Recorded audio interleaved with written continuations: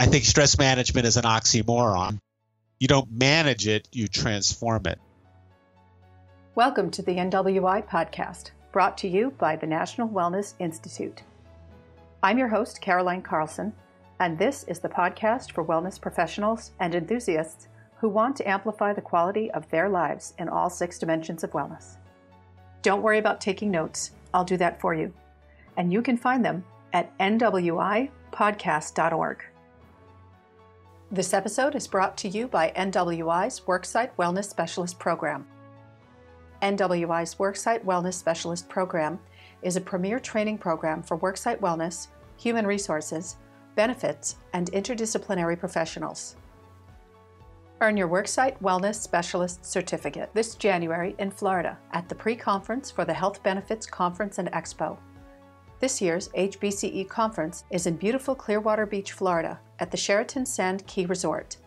Get the knowledge, skills, and tools you need to create and sustain a culture of wellness within your organization. Continuing education credits for this certificate will be administered by the National Wellness Institute. Go to nationalwellness.org/HBCE pre-conference to get more information and register.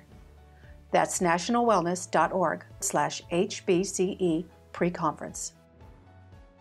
Welcome to Part 2 of our interview with Dr. Joel Bennett about the 2 new Train the Trainer certificate courses offered in collaboration between the National Wellness Institute and Organizational Wellness and Learning Systems.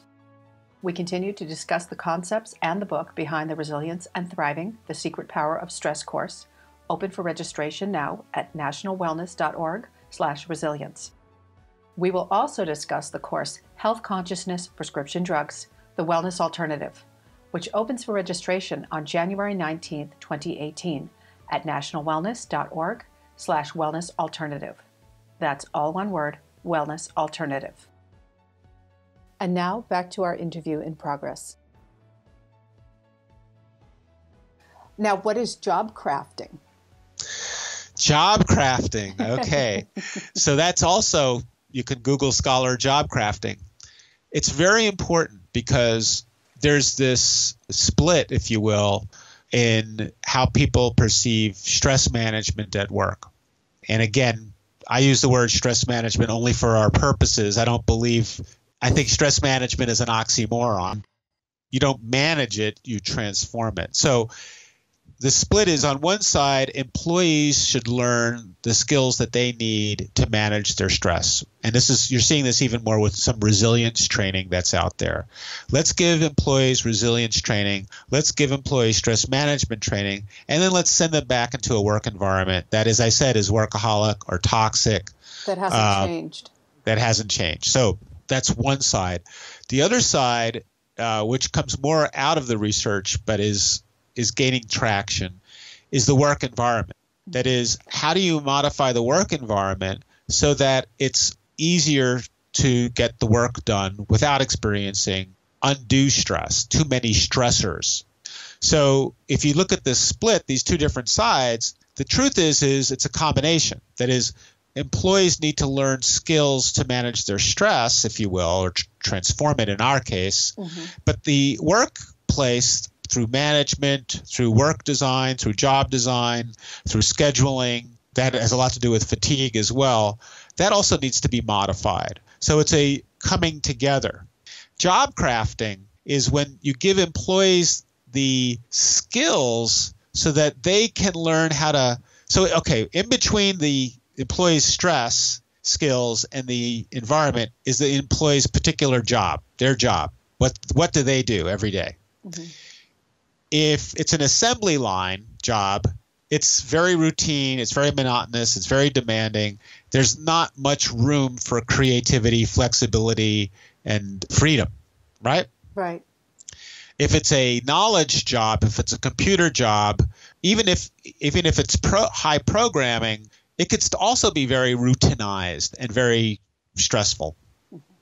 Job crafting is giving employees skills so that they can be a little bit more creative in that space, to look for opportunities to craft their job in such a way so that they are ending up creating this environment that helps them to be less stressful, right? And they're also learning their stress skills and applying it to their job. So that's job crafting. And there's a lot of different tools out there for that. Now, you also mentioned keys to our inner power, speaking about starting to craft our own path. How can understanding archetypes help us discover keys to our inner power? By archetypes, are you referring to, what are you referring to? Did you mean to use the word archetypes? Yes, I found it in your book. Don't worry, I'll edit this out. No, that's okay. It's good. So you don't have to edit this out because I want to make sure we're going in a very different direction now, which is cool. We can rearrange the questions. No, it's great. It's great. So I had so many I had to pick, and I probably jumped a few chapters. One of the things, what's important that we haven't talked about, aside from these tools, I mean, we talked about work-life borders, we talked about job crafting, and those are our tools. More fundamentally is our story, our story. So what is our life story, and what stories do we have where we've faced hardship and transformed them or learned from them or grew from them? Okay. So our stories are where our archetypes live. So the standard understanding of an archetype is an image of a way of being that comes typically from myth, dreams, folklore, or movies that somehow resonates with who we are. So classic archetypes are warrior, magician, child, right? Scientist could be seen, detective could be seen as an archetype, poet. These are different types of individual ways of resonating with our story. So we could look at our life as, have we been a detective? Have we been a poet? Have we been a warrior? Have we been a champion? Have we been a hero? Right? Hero is a classic heroine is a classic archetype. So we become, in our story, aware of these abilities that we have. So I would ask you to best answer this question is, have you ever experienced, to kind of flesh this out? And this is a lot of what the course is about, is helping people to share their stories. It's really ultimately about getting people to the point where they can own their strength, own their raw coping power. Mm-hmm. So if you'll permit me, do you have any story where you have faced some kind of hardship? You don't have to give me the details, where because of that hardship you learned something or something new occurred where you're able to have more resilience or thriving in your life. Sure. Well, I can think of a couple that relate to the workplace. Two examples I can think of. One in which I was being trained by a person and their behavior didn't necessarily make sense to me in line with what our goals were. This person kept getting stressed, and I took a lot of that personally, thinking I'm doing something wrong, I have to fix it. And come to find out later that I learned more of the picture, and this person had a lot of things going on in their life at the time. They were transitioning, making big life transitions. Actually, she was going to retire. So what I learned from that after looking back was to trust myself more and to get more information, because it wasn't naturally all about me, but there was also more going on there, that if I had trusted myself to understand what was happening and asked more questions, I could have navigated that situation better, instead of going back to old tapes perhaps and thinking I have to be better, I have to get approval, I have to fix this and be a good girl, instead of saying what's really going on here and having more courage and more trust in myself. So as a result of that, did you notice that you changed your way of doing things like that? I did. I try to zoom out more when I see stress happening, whether it's in the workplace or at home, and look at the big picture and remember, of course, that The world doesn't revolve around me. But, when you're in the middle of a stressful situation, you can forget and think, what did I do wrong? Who's mad at me? So I learned to step back. I learned to, meditate more, to learn to get my center and to trust myself more by learning to turn inward as a regular practice instead of just being reactionary. So that's fundamental, what you just described. It sounds like this was a situation. Was this an authority figure in the office? Or? Yeah. It was a supervisor. So that often is very stressful or full of stressors. Our relationship with our supervisors or bosses is often a stressful experience for many people. So we're wondering, what are we doing wrong? What are we doing right? We go into our heads. Like you said, we have tapes in our heads.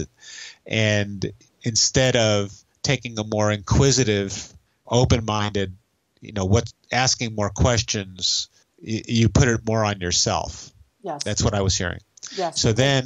So you became aware of that because there must have been some pain in there. There was it was causing you a little bit of sorrow and sadness and anguish to have to deal with these internal thoughts that you had. That's true. And I thought that I had to fix it and that it was on me. Right. That you're responsible for whatever the problem is, rather than asking, hey, what's going on here? How can we look at this? Getting more information around it. Yes. You immediately took it on yourself. And to be honest with you, I wasn't courageous enough to ask the questions because it was a very small staff. And I thought, who do I ask? Do I ask this person or do I ask, I didn't want to talk about it to a coworker. So I didn't have enough confidence to really know how to address the person in question who was my supervisor, to address it in a positive way. So then let me ask, just to keep with this, did you then have another encounter later, whether with that person or someone else, where you did get the courage to ask, where you did get the courage to stand up? Can you give an example of that? I can, in which I had a different type of job, and it was very high pressure. So it was an entirely different venue of my industry. But the boss's demeanor and way of handling things with everyone, this was not just me. And I was aware that it wasn't personal, but it was still very stressful to deal with the person's manner. Their way was to scream. So when they got stressed and they felt that we were under a deadline, they would yell at anybody and everybody who was in the room, with particular emphasis on whose ever project it was that we were having a deadline problem with, or any kind of technical stumblings or anything. They would become the focus of the yelling. And I learned to stop and slow down and decide this isn't personal. And whether it is or not, it's not being handled properly in a mature manner and that's constructive. And I was able to have the courage to stop the person in their tracks and tell them, stop yelling, this isn't productive. I'm not going to be productive if you yell at me. It's not going to solve anything. And the person was able to realize that they were, in fact, on a roll, and also admit that they were mistaken and sorry, and that this wasn't a helpful direction to go in. That's great. So something happened between the first experience that you had and the struggle that it caused, and the difficulty that it caused you, that led you to go inside and learn some tools and skills that you were then able to bring out in this later situation. Yes. Where you were encountering the challenge or the adversity, and again, but in a different way, right? Yes, and I learned something interesting about myself, which is that in how to generate that courage, which is if I'm focusing in on just myself as causing the problem, sometimes it's hard to have the courage to confront. But if I think on behalf of myself, I think you refer to an inner guardian. To me, that's what the inner guardian means. I will step in front of myself as an observer, what I would do for, say, a coworker or one of my children, or someone that needs assistance, and say, hey, this isn't the right way to handle things, and speak on behalf of that person. And if I can remember that I can make that person myself, I can speak on behalf of myself to this person that's causing the trauma and defend myself. There you go. So what that last part is very important, because you're accessing this protector that you have. There's this part of you that's a protector that you're going to, whether you want to call it, some people might call it a mother energy or a father energy. Some people, it manifests maybe as a police energy, or a vigilante energy, I mean, it's, but the idea is that there's something inside of you that you don't, when you see something that's not right, yes, or where someone's going to get hurt, something rises up inside of you to protect that person. And you then realize that you do that with others, but you now learn to do that with yourself, that you have to protect yourself as well. Yes. So that comes from someplace inside of you. Well, that's good. Right? If I can remember that, that's very useful. Well, that's the purpose of the archetypes. Is there any movie, for example, or a story that you've read where you know somebody who does that you like? Is there anybody that you've ever read about or heard about, in whether it's fiction or nonfiction, stories or not, that you identify with as someone who rescues, who protects, who, watches out for the underdog? So that's the idea, is that it doesn't necessarily mean, do you want to share if there's a particular example, or? Well, the obvious choice with me would be Gandhi. I mean, he was not a big strapping Rambo, and he stepped right in the path of harm for his people because he believed it was the right thing. So Gandhi, to me, was a peacemaker. Mm-hmm. He was an advocate, right? Yes. He was a revolutionary, right? And he was not afraid. He was not afraid to speak for what was right. Right.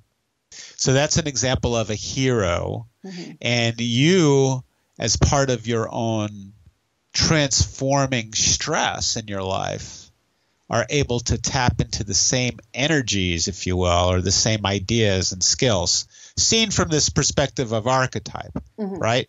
From another level, it's just you learn some lessons, right? And you're not going to repeat that. You don't need to spend your time and worry and upset when you're in a situation at work that right. You've got to take steps. You don't have to come from a place of fear. Oh, I hope that doesn't happen to me again at work or at home or wherever. You can say, should something similar happen, here is how I will approach it. Yeah, and then in the course, we do this. What you're doing now is first, thank you so much for sharing.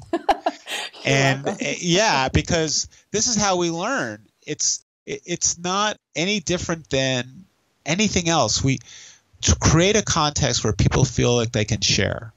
And one of the things that he said, something that was so important to me, that your own ability to do this is pretty natural. We all have the same ability that you have. Everyone listening to this can do what you did, right? Right. The thing is that for some reason, our society hasn't set up things to allow people to talk about these resilience stories, right? Mm-hmm. These stories of transformation, but they're part of life. This is who we are as human beings. So this idea of from stress to thriving, right, is something we're always doing all the time. And the belief here is that if we took more time to honor it, to educate around it, to promote it, and to talk about it, that people would benefit more from it. Instead of everybody acting as though, oh, it's stressful, oh, life is hard, or, there's this other positive side that we need to emphasize in our work as wellness practitioners. Yes. So in covering the subject of storytelling and learning from our own stories, what do you mean when you say in stress management that context matters? It's like I said earlier about and we were talking about job crafting. There's our stress skills, and then there's the environment. Okay. So context is the environment. Situations matter. There's a book called Situations Matter. I was trained as a social psychologist, and we know that a lot of our behavior is governed by the situation, the force of the situation, who we're with, whether, the classic example is, what are the norms for speaking in a courtroom? What are the norms for speaking in a movie theater? What are the norms for speaking at a friend's house? What are the norms for speaking here? Every situation dictates what we say and what we do to a certain extent. So in stress, it's the same thing. We have to be aware that let's wake up to the fact that this is a stressful situation, whatever it happens to be. Yeah. And not think that we have to take care of it all, right? Right. And I think that is why it is so important that you have the trainings that you have, that we're talking about the resilience course, relating back to my own story of learning to communicate well in the face of adversity. What took me so long is that I think the norm, as you say, is most people think in the context of their work environment, well, this is my supervisor. I'm supposed to stand here and be quiet. I'm not supposed to have a voice because it's not appropriate for me to respond. And so your training gives people an avenue in which they can walk through the situation and have a better outcome. Yeah, all the time. And there's a right way to do it, right? There's diplomacy, right? So, Gandhi was diplomatic in the way that he did things. So, we're not talking about being rebellious in this particular context, which causes more stress. So and that's really the core aspect of mindfulness. The tradition that mindfulness comes out of, which is largely from Buddhism, there's this concept called skillful means. Mm-hmm. And skillful means is, how should I act in this situation to produce an outcome where I'm not going to hurt anybody's feelings, right? I'm going to say things and do things that are going to be promoting of the good, and rather than just be rebellious, cantankerous, or oppositional. So what is our intention? What is our intention? And that's a lot of what we do in the course, too, is when you go through your story and you think about what you've learned and what you want to do next, what is your intention? What do you want to see the outcome of your story to be? Where do you want to go in life? How do you want to grow? How do you want to prosper? So intention is very important to this idea of skillful means, and skillful means is very important to how you transform the situation from being negative to positive. Everything we've done in our work and in working with all the different groups that we have is basically about helping people to get in touch with this really core innate ability that they have. It's not rocket science. The more that I do this, the more boring it is, because it's exciting to help people and to help people to help people through the training of trainers. But the process is very basic. It's just being a good human being. It's really just being a good human being. Well, that's encouraging. It sounds like through the process, this is what you mean by that we have the ability to rewrite negative life events. Big time, yeah. Oh, if you do the work, yes. That's very, very encouraging. Now, how do our values determine how well we process stress?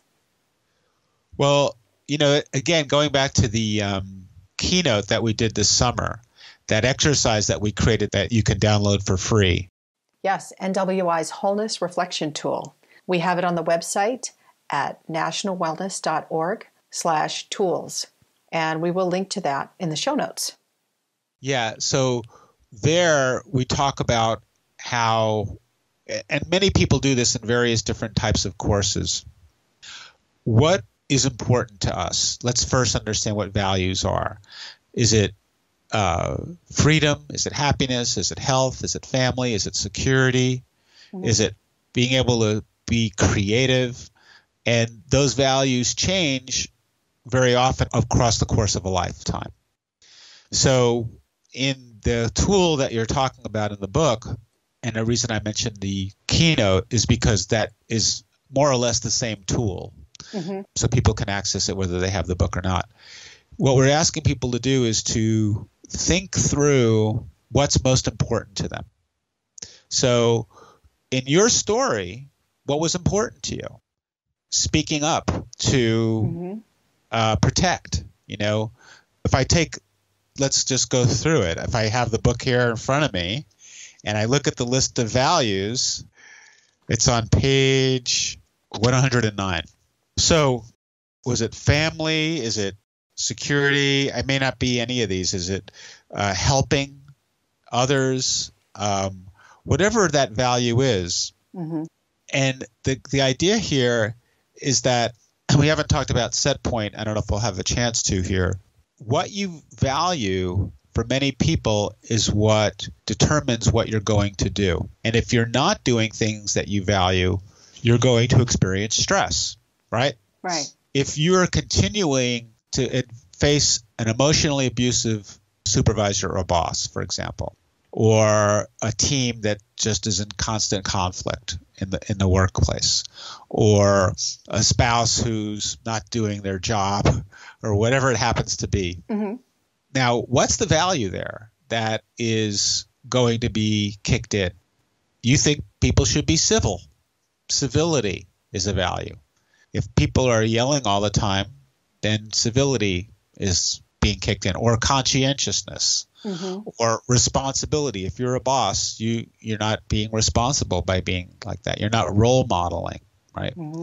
So if you continue to experience that and you are not doing anything, if you're not acting on your values, you're going to experience stress, right? Right. Strain, really, going back to our earlier distinction.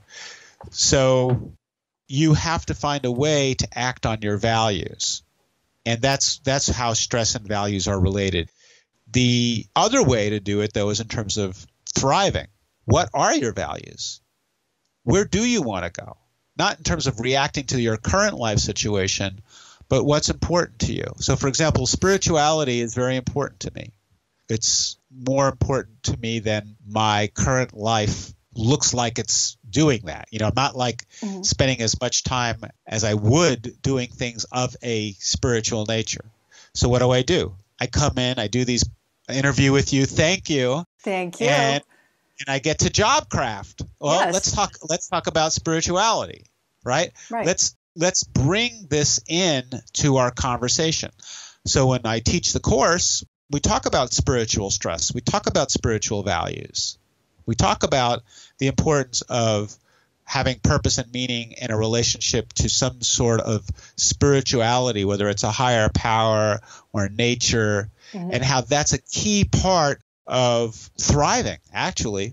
Yes. And if you look at all the scriptures from any religion, it's all about joy and love. And so ultimately, I'm bringing in spirituality. So I get to shape to a certain degree because of how I live my life, right? I'm still responsible. I'm still teaching the training. I'm still giving all these evidence-based skills, but I'm able to inject through job crafting, if you will, my interest in the value of spirituality, which leads me to experience more thriving in my life because I'm getting to do what I want to do. See? So that answers your question, hopefully. It does. And you've been wonderful covering all of this information and telling us about the courses as a new series and specifically the resilience course itself. Now, you have a course coming out, you mentioned, after the resilience course. Would you like to speak about that? Sure. And again, I'll be talking about this at the Florida conference. Yes. And again, I'm very grateful that NWI has sponsored me to be a speaker at that conference, which is an association with the International Foundation of Employee Benefits Plans. We're very happy to have you. Yeah, so I'm looking forward to seeing you in person at the booth in Clearwater, Florida. I get to see you. Yay! So the opioid crisis is where this comes from, and I can give you a link to a page where we have that material as well. And so we have been very much involved for 4 years now through a grant we received from the Substance Abuse Mental Health Services Administration, SAMHSA, in developing and training other people on this course on health consciousness. As with the stress course, it's a primary prevention course. Mm-hmm. So we have always worked in helping train trainers to deliver content to help prevent problems. Mm-hmm. And as I mentioned, I started working on workplace substance abuse prevention back in 1994. So that's 24 years of not just research, but training, and have been very aware of the prescription problem for many, many years. And it's not a surprise that we're in the situation that we're in from where I sit. Mm-hmm. And so what we've done is, and we could, there's so much to talk about. The best antidote that I thought of through the research mm-hmm. to the prescription drug problem, and it's not just opioids, by the way. There's increased use of ADHD-related drugs. Really? Yeah, and benzos and other problems that are there. The best antidote to these is this concept of health consciousness. Health consciousness is basically, we always use this term and this concept in our life. We know people who come to the wellness conference are more health conscious than other people. Right? Right. You took this job at National Wellness Institute because you wanted to be more health conscious, for example. Let's just say, and right? have a wonderful work environment. I have to say, I have reached my place of happiness with my employment. It's been a long road, and it's been a very good one, and I'm very happy to be there. I'm happy for you, and thank you. It's great. NWI is walking the talk, and yes, they are. You need to keep this in the podcast. I think I will. And we get to talk to people like you all the time. Well, it's this idea of being health conscious. Yeah. We know if a company is more or less health conscious. We know some people who are more health conscious than others. And so empowered health consciousness is critical to understanding prescription drug problems. Uh-huh. The culture that we live in over advertises prescription drugs. Yes. Doctors have been themselves admitting more to overprescribing prescription drugs. The marketing and so forth of prescription drugs, even though it cuts both ways, they're very important to have, and we do need them. So I'm not, mm-hmm. A naysayer. Right. But we need to be more mindful and conscious of what we're doing and empower people to ask questions, empower people to be careful, yes. empower people to be – so the course does that, and it trains people to deliver that in any work setting or any setting for that matter, in a community, in a church, because this epidemic is reaching all aspects of the community. So that's what the health consciousness prescription drug course will cover. Well, and I am hoping I'll have the chance to talk to you again about that course in particular in a few months, as that one is getting ready to launch. Yeah, I'm looking forward to working with you, Caroline. I am too. I'm looking forward to that conversation as well. Can you tell our listeners how they can find you and follow you and learn more about your own company? Sure. Joel Bennett, Organizational Wellness and Learning Systems, OWLS, Owls, we give a hoot. Our company is www.organizationalwellness.com. You can access a lot of material from our website. We also have a www.rawcopingpower.com website. I'm on LinkedIn and constantly getting people coming there. And we have a Twitter account, orgwell, @orgwell or orgwellness. You'll find it. So there's lots of different ways to find us. We're in Fort Worth, Texas, which gives us access to the DFW airport. So I travel everywhere. I'm going to be in lots of places over the next couple of months. So we're happy to help. It shows.